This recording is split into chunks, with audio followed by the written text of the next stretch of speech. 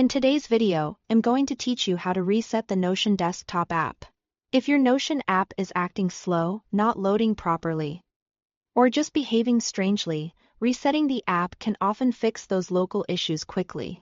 This process clears the app's local data on your computer, which can help resolve glitches related to cached files or temporary settings. Just keep in mind that once the reset is complete, the app will restart and you'll need to sign in again. To begin, open the Notion desktop app on your computer and make sure it's the active window on your screen. You'll be looking for the menu bar at the top of the app. If you don't see the menu bar right away, here is no need to worry, because that can happen depending on your system or app window behavior.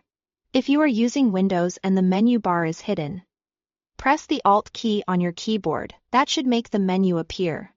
On some systems, simply moving your mouse near the top area of the app window can also reveal it.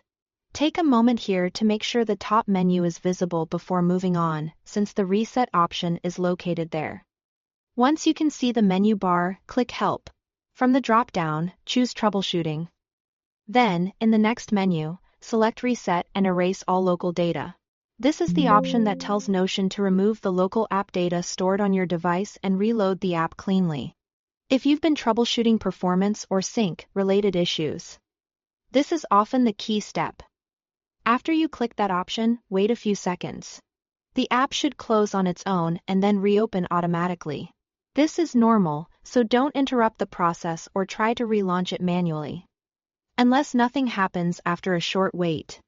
When the app comes back, the reset is complete. At that point, you'll need to log back into your Notion account to continue using it.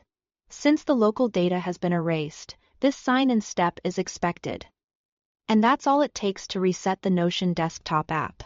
It's a simple process, but it can be very useful when you need a clean restart without uninstalling the program completely. Thanks for watching.